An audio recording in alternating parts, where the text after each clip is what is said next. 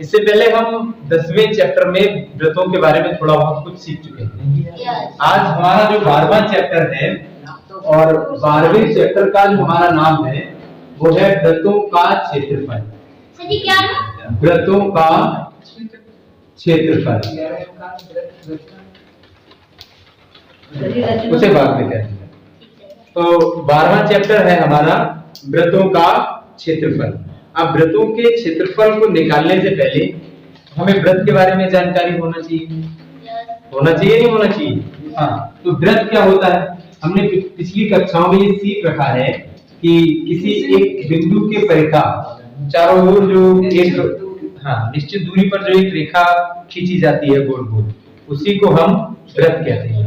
इसके जो बिल्कुल बीचों बीच में बिंदु होगा इसको हम केंद्र कहेंगे, और बाकी जो चारों ओर हम रेखा खींचते हैं किसी निश्चित दूरी के परिखा, उसे हम क्या कहेंगे? परिधि। हाँ, तो यहाँ से यहाँ तक की जो दूरी होगी हमारी, इसको हम त्रिज्या कहते हैं। तो पता है हमें। और ये जो चारों ओर एक निश्चित रेखा खींची गई है, इसको हम कहेंगे परिधि। क्या कहेंगे? परिधि। तो पिछली कक्षाओं में हमने ये भी हम सिद्ध कर चुके हैं, चाहे कक्षा 9 हो या कक्षा 8 हो, हम वहां ये देख चुके हैं कि किसी भी वृत्त की परिधि हमारी परिधि बराबर होता है 2 पाई r, जहां r जो है हमारी वो त्रिज्या कहलाती है। और ये जो पाई देख पा रहे हैं, ये पाई जो है हमारा ये ग्रीक भाषा का अक्षर है, ग्रीक भाषा का अक्षर है। और इस पाई का मान होता है हमारा 22/7 या बराबर हम 3.14 भी मांगते हैं। तो चाहे इतना रख लीजिए चाहे इतना रख लीजिए, और स्पेशल कंडीशन में अगर वो कभी कहेगा कि नहीं 22/7 ही रखना, तो 22/7 रखेंगे। अगर वो हमसे कहेगा कि 3.14 को पुट करना है तो इसे रखेंगे। अब ये जो हम त्रिज्या देख रहे हैं, अगर हम इस त्रिज्या को बिल्कुल इसके केंद्र से होकर थोड़ा सा ऐसे ही और बढ़ा दें, तो ये जो दोनों तरफ हमारी अगर इस बिंदु से देखें और इस वृत्त के केंद्र को हम O मान लें, तो इधर से इधर की हमारी आधी त्रिज्या होगी और आधी त्रिज्या हमारी ये हो जाएगी।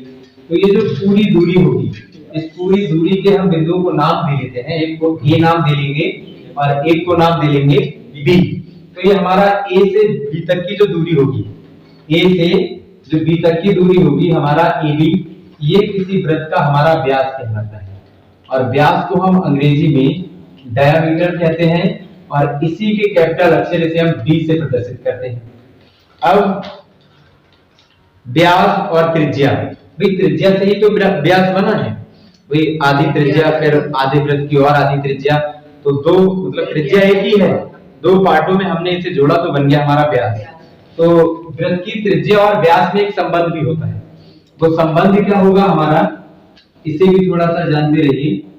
तो संबंध हो जाएगा हमारा व्यास बराबर होता है हमारा 2r, भाई पहली त्रिज्या और दूसरी त्रिज्या, तो इसको हमने ऐसे जोड़ लिया है। अगर इसे ना समझ पा रहे हो, r प्लस r, भाई व्यास हमारा कैसे बना है, हमने त्रिज्या प्लस त्रिज्या को जोड़ा है और त्रिज्या को हम r से प्रदर्शित करते हैं। तो ये हो जाएगा हमारा 1r और 1r 2r, और बराबर हो गया हमारा d।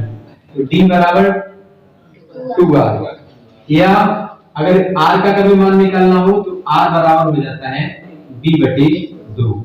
और इसको हम कहते हैं कि त्रिज्या व्यास की आधी होती है। इसका क्या मतलब है भाई, 1/2 का मतलब है, इसको हम थोड़ा सा ऐसे भी लिख सकते हैं, r बराबर b गुणा 1/2, और 1/2 का मतलब आप जानते होंगे आधा होता है।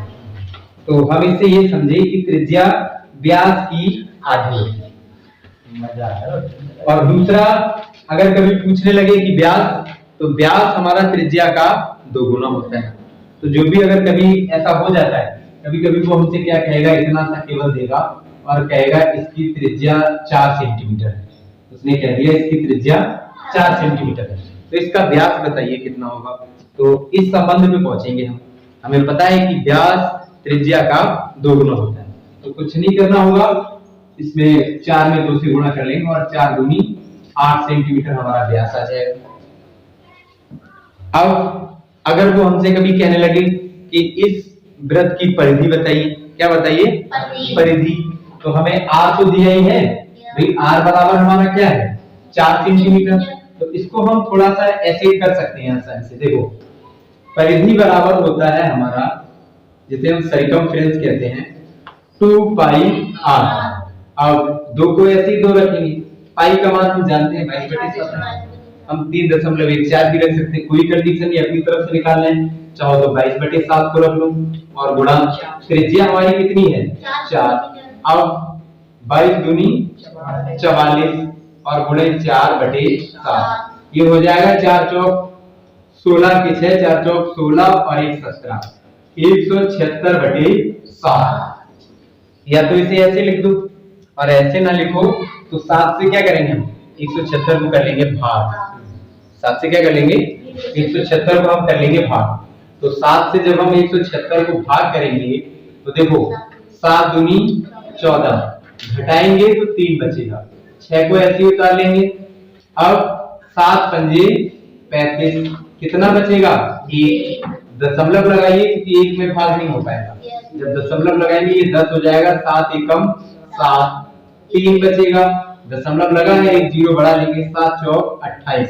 तो दशमलव के 2 स्थानों तक इसे हम शुद्ध रूप से लिख सकते हैं 25.14 सेंटीमीटर। ऐसे हम परिधि निकाल सकते हैं आसानी से। अब चूंकि हम वृत्तों का क्षेत्रफल निकाल रहे हैं, चूंकि हम क्या निकाल रहे हैं? वृत्तों का क्षेत्रफल।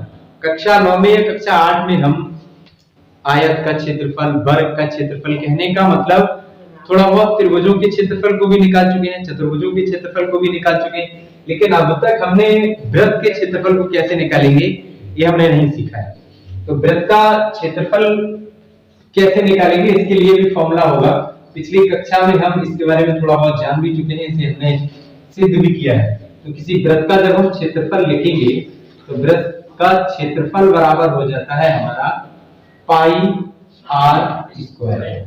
ये किसी वृत्त का क्षेत्रफल कहलाता है, वृत्त का क्षेत्रफल बराबर पाई r स्क्वायर। अब पाई हम जानते हैं ग्रीक भाषा का अक्षर है, जिसका मान 22/7 या 3.14 हम ले सकते हैं, पाई बराबर। और r को हम जानते हैं कि r हमारी क्या कहलाती है यहाँ पर? त्रिज्या।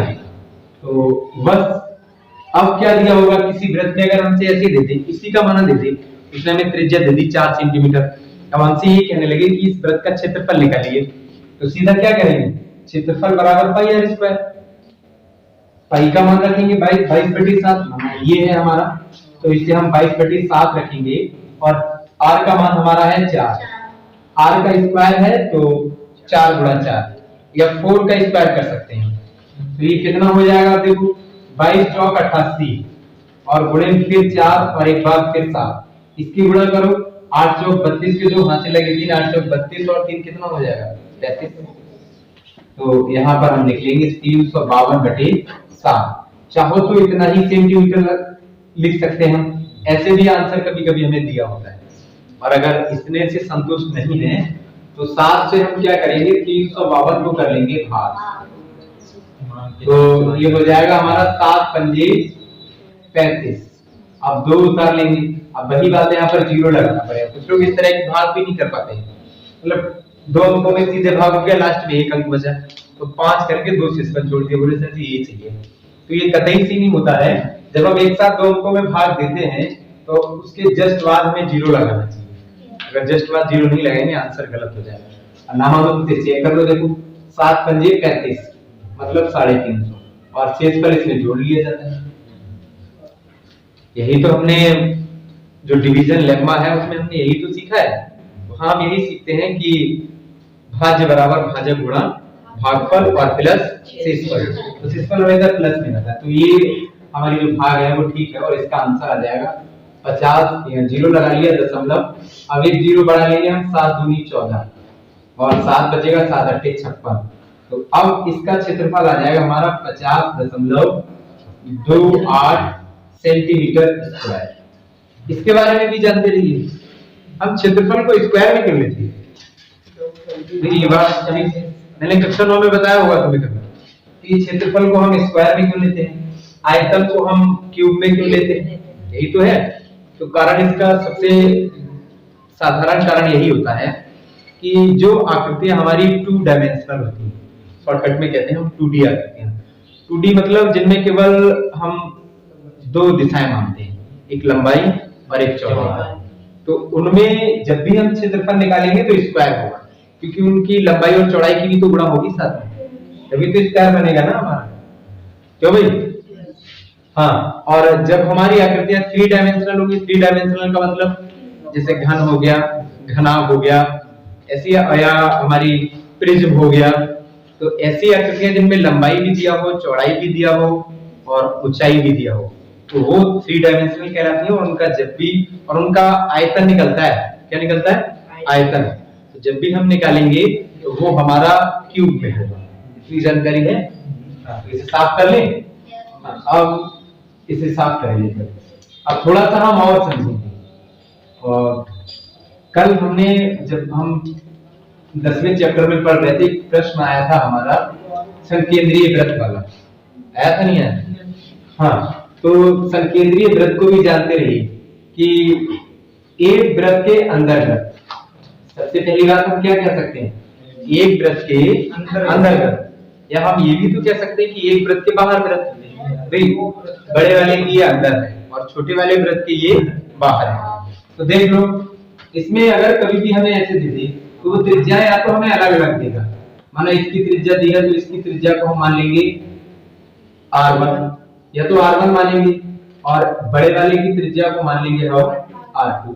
और अगर इतना भी करना नहीं चाहते हैं, बेटा इधर, अगर इतना भी करना नहीं चाहते हैं तो छोटे वाले वृत्त की त्रिज्या को मान लो स्मॉल r और बड़े वाले वृत्त की त्रिज्या को मान लो कैपिटल R।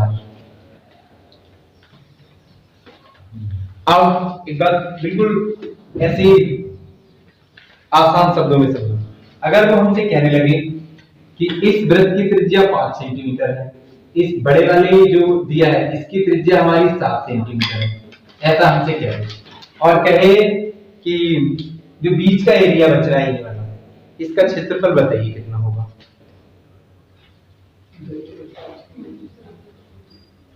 क्या करेंगे भाई? बड़े वाले में से छोटे वाले को घटा लेंगे, बड़े वाले में से छोटे वाले को घटा लेंगे, तो बड़े वाले वृत्त का क्षेत्रफल लिखेंगे। माना बड़े वाले को हम मान लेंगे पाई r स्क्वायर, छोटे वाले को मान लेंगे पाई r स्मॉल स्क्वायर। भाई पाई दोनों में कॉमन, पाई को कॉमन ले लीजिए, r स्क्वायर तो 7 सत्ते 49, और ये 5 तो 5 25। अब 49 में से 25 को घटाइए, 24 बचेगा, 24 बचेगा ना, 24 आ गया हमारा। अब पाई का मान लगा लीजिए, 22/7 × 24।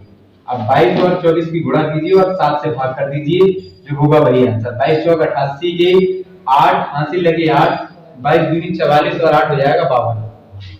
तो ये हो जाएगा हमारा 528/7 सेंटीमीटर स्क्वायर। ऐसे हम निकाल सकते हैं। हाँ, ये हम इसलिए कह रहे हैं क्योंकि जब हम एक्सरसाइज को शुरू करेंगे तो हमसे पूछेगा, या कभी कभी ऐसे भी करता है, तो इसको साफ कर लेते हैं। कभी कभी क्या होगा कि वृत्तों को ऐसे लेगा, कहेगा एक वृत्त ये है और एक वृत्त, एक मतलब 2 वृत्त हैं जो दोनों एक दूसरे को स्पर्श करते हैं। तो क्या करेंगे हम? इसका केंद्र मान लिया ये है, इसका केंद्र हमने मान लिया ए है और इसका केंद्र बी है। अब हमसे कहने लगे कि ऐसे कि इन दोनों की मतलब व्यास कितना होगा, तो ये दोनों के केंद्रों के बीच की दूरी कितनी होगी, ऐसे भी तो कह सकता है। हाँ, तो करेंगे क्या, इसमें भी ऐसा करिए, दोनों स्मॉल हो तो एक को r1 मानिए, एक को r2। अब माना अगर ये 5 सेंटीमीटर दे दिया है और ये 3 सेंटीमीटर दे दिया है, तो इसे हम आसानी से अलग अलग करके निकाल सकते हैं। और इनकी पूरी जो त्रिज्या होगी दोनों वृत्तों की मिलाकर, वो अब जुड़ेगी, जुड़ेगी नहीं जुड़ेगी? 5 इसकी है और 3 इसकी है, तो 5 और 3 8 सेंटीमीटर होगा।